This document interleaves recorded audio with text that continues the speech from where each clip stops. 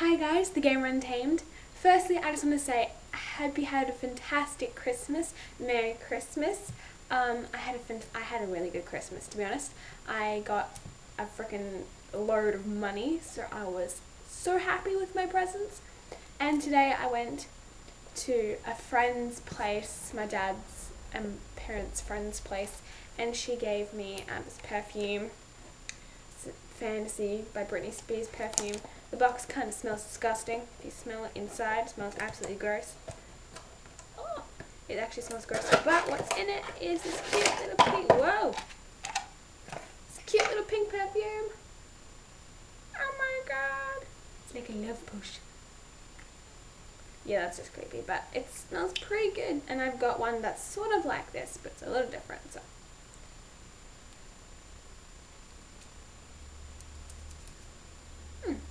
Smells really nice. Anyway, yeah, so guys, I hope you had a fantastic Christmas, and it's really late overdue this video. It's about the Assassin's Creed 3 ending analysis.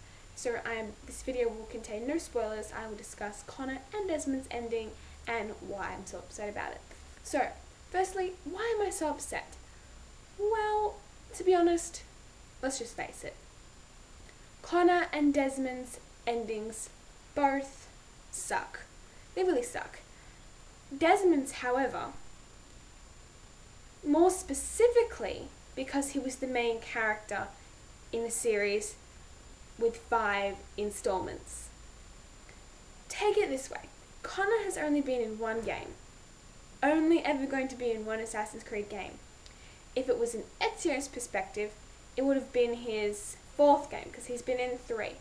This would have been his 4th, and if his ending sucked, it would have really just thrown me off. Same really with Altair. I mean, he's been in 1, he was featured in Revelations, but this would have been his 2nd game. Still would have been not as bad, but it still would have been sucky. When you think of Connor, it's one guy. It doesn't really matter. He's only been in 1 game, we don't really know much about him, we haven't really got to know him very well. Especially Ezio would have pissed me off. But since it's Desmond, every single game, number 1, 2, Brotherhood, Revelations, and this one, the 3rd. Come on, you've got to give us a better ending. I mean, seriously, it's retarded. So, let's begin with Connor's ending analysis. Connor's ending really begins to unravel after the death of his father, Haytham Kenway, who I initially believed would have been the last to die, specifically because he's the leader of the Templar Order. Connor goes searching for the loyal Templar follower Charles Lee, who was responsible for organizing the destruction of his village when he was a kid. He burned his village to the ground, and he promised Charles Lee that when he would find him at some stage, whenever he was ready, he would find Charles Lee. And really, he did find him. So good on you, Connor. You kept your word. Now, Connor actually finds Lee twice before killing him the 3rd time, which to me, I mean, was kind of cute that he killed him in a tavern, kind of peaceful. But really, the whole ordeal of finding him twice before killing him the 3rd time is really redundant. It's really redundant. And what is the point in attempting twice and you're failing twice? Connor, what's the matter with you? And then really, what I really hated about this whole thing was that the first time, Connor could have killed him easily. He had 2 guards holding him that really weren't paying attention, and Charles and Lee was just giving him a speech. Just speeching to him. Speeching away. When really Connor could have just broken out of the hold, plunged his hidden blade into his heart, or wherever, in his stomach, wherever it was close to, and he would have died. Okie dokie. I really don't understand why he couldn't have just done that. The 2nd time, yeah, he was really tired by then, but seriously, it all comes back to the first time where he really could have killed him, and he just pretty much just sat back and watched him speak his pointless, retarded little speech. that I absolutely love Charles Lee's voice acting. I could listen to him all the time, but really, you had so much time to just kill him at that moment. So that's really why I didn't really like Connor's ending. So next I'm going to talk about Connor's epilogue. Following the ending is Connor's epilogue, and this entails the next part after Achilles' death and burial. So Achilles is a man who, despite his critiquingly harsh comments towards Connor, really did care for him and always supported him in everything he did, even with all his criticisms and harsh comments and everything rude, really, and unsupportive that he would say to Connor is really not how he truly felt. I actually quite like the epilogue. It really explored what happens after the Templars sort of dereign, and I thought it was a nice touch to a really stupid sort of ending for Connor. I mean, you get to go back to the cities and see what happens, and you get to go back to your camps, not your camp, but where your people were, and they've moved now. There's only like one person still hanging around. And I thought it was lovely. I thought it was a really nice touch to such a hard game.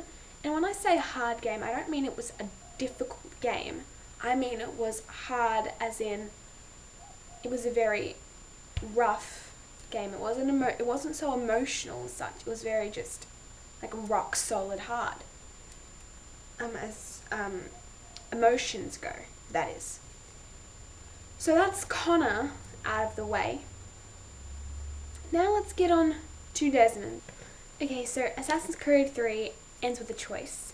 To save the world by sacrificing yourself, as Desmond, to put the world in the hands of Juno, a vengeful woman from the precursor race that came way before everyone else.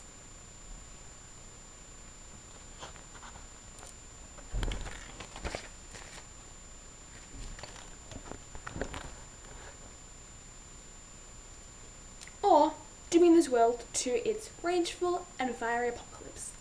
However, the choice is not yours to make. Yes, I do understand AC is an RPG, period. But when there is two choices placed before me, I expect to be able to make a choice. Sure, I would have chosen to ensure humanity's survival, even though you are destined to slavery. But I would have liked to experience what happens if you choose to doom the world and let it go about its existence and see who survives and blah blah blah. I mean, really, if you put, like, you're underground, you have more of a higher chance being in this temple to actually survive this and be able to populate the world with Rebecca. Or, yeah, it's something you'd all have to repopulate with Rebecca, which is really creepy. But yeah, you know what I mean? I mean, you could go with Minerva's way of a peaceful death. Sure, it's not peaceful, but it's better than being under slavery with Juno, who really just wants the world for herself. She just wants to escape this torment. She doesn't really care about humanity. She doesn't care about humans. She just wants to get out of her trapped being in the temple or whatever, wherever she is, wherever she's trapped. So she says she wants everyone to live and be happy, but she's really just putting you into slavery and destining you to, she's really dooming you. She's dooming you, but Minerva would rather doom the world to see you free, to see you happy for a moment. Okay, Desmond immediately tells the others to leave. No goodbyes, no nothing. Just get out of here while he does what he has to do. And pretty much just electrocutes himself as he puts his hands on the apple of Eden and just pretty much separates into ash, really. I hated his death so much because it was a pointless... I mean, it wasn't pointless, it just didn't fit, specifically because Desmond has been through 5 games. He's known these characters, especially Rebecca and I think it's Sean. Yeah, Rebecca and Sean, and of course his dad. his dad forever, and Rebecca and Sean for Assassin's Creed 2, Assassin's Creed Brotherhood, Assassin's Creed Revelations, and Assassin's Creed 3. That's 4 games, only missing out one specifically because it was just Lucy. But come on, I'm expecting some emotions here, especially between his father and him, because his father's known him all his life. Sure, he's not the nicest of guys, but it's your dad, and I expect emotions there. Desmond's deaths was one of the most frustrating, pointless, that's it kind of endings. It was so fast happening that I didn't even have time to catch up with the sadness of it all. Not like there was any sadness, no emotions whatsoever really frequent in this game. At all. I mean, mind you, it was still supposed to be sad, but I didn't really witness anything. Nothing really triggered anything here. Nothing. I can't even explain to you how pissed off I am about Desmond's death, specifically because of the emotion side. It should be emotional. Desmond sacrificed himself without any goodbyes to the people whom now he should feel extremely dear for. Extremely. I mean, the end of Desmond Miles, an ordinary bartender who was kidnapped by Abstergo, who is actually an assassin, but he doesn't know it, who is trained to know this, forced to stab his girlfriend, fell into a coma. I mean, he's been under so much pressure for all these games, and then he just has to die. I believe that killing him off was the right thing to do, but it also depends in the way that they did it. The way they executed his death was dreadful. I honestly have to say it was one of the most disappointingly stupid ass moves of 2012. Not the worst, but one of the stupidest in death moments and emotion. I don't know about how you guys feel about it. Let me know how you guys feel about it with the emotion side of Assassin's Creed 3. How it made you feel? But to me, it made me feel just, I wish it was done differently. Personally, would have been like tears bawling from the characters, because that's how it should be. It really should have. I don't really know how long it spans over. I don't think it's years at all, but I still think when you're about to die, I know there's no second thoughts in it, but you'd be sad, you'd be scared. I mean, take a hint from Heavy Rain. He had to cut off his finger to save his son, but he was still scared. He was frightened, and you could see that. Desmond, oh, whatever, I'm just going to die. Come on, everyone has second thoughts. Really. Okay, let's discuss the end of the world. The end of the world is pretty straightforward. Juno wishes to be free from the captivity of the temple or cave, wherever Desmond, Rebecca, and Sean and his dad, and Desmond's dad actually are in the game. I swear it's temple sort of cave thing. It's really sort of both. But wherever she's trapped. However, the precursor Minerva, the other one which we are introduced to at the end of Assassin's Creed 2, would rather have the world burn to flames. Now that's a lot of preference over having the world be unleashed to Juno, letting Juno unleashed upon it. She would rather have the world burn. So you have to think about the fact that, there has to be a really big reason why Minerva wouldn't want Juno leashed unto the human world. Because really, you kind of want to save humanity. You rather wouldn't want them burned. Desmond has already a set ultimatum to choose Juno, resulting in the slavery of humankind, which I assumed would be worse than leaving humanity to burn in flames. To its fate, leaving humanity to its fate would be far more better than ensuring humanity's survival into slavery, which has been discussed on multiple reviews to do with Assassin's Creed 3. It's becoming a very moral issue, but you're not choosing it. So again, there's a little iffy problem there. Before Desmond gets to make his choice, Juno and Minerva have a very heated and violent discussion about what would happen if Minerva was chosen or Juno was chosen. They're like the same person in a way.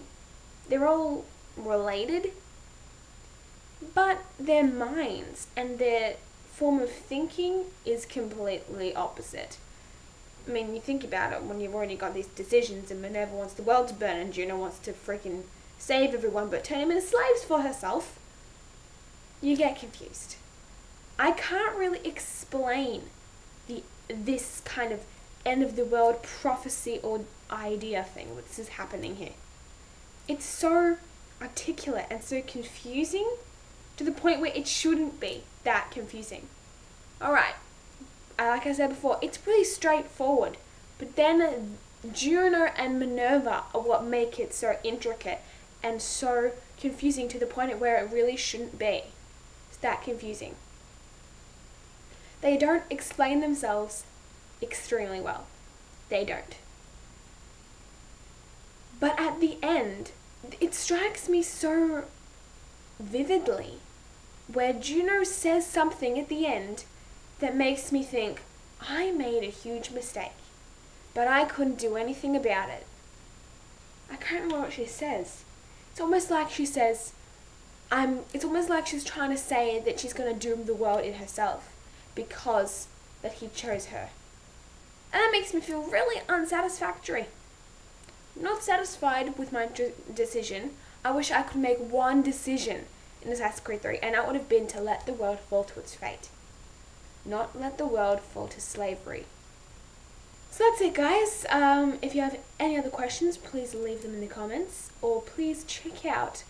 There are lots of, if you look up Assassin's Creed 3 ending analysis, there is so much information about it and interesting points about Juno and Minerva, but to be honest, it makes no sense to me. I still don't get it. It's almost like people make it up because it's what you think, because you don't know. You really know nothing towards Minerva and Juno. I mean, you know Minerva more because you know her since Assassin's Creed 2. And then she comes back in Brotherhood, I believe. But it's relatively self-explanatory. But then Minerva and Juno are what make no sense to me. So again, that's it. Please leave your comments. Please give me a thumb and like this video. And please also subscribe to my channel. That would be amazing. Please spread my channel to your friends. That would be also top notch. And I hope you had a very Merry Christmas and enjoy the rest of your Boxing Day. Whoever's not in America or those kind of countries, whoever's enjoying, well, in a way, whoever's in Australia, enjoy their Boxing Day. For America, enjoy your Boxing Day tomorrow. And for other countries, I'm not sure. So, yeah, have fun, guys, and again, Merry Christmas. Bye.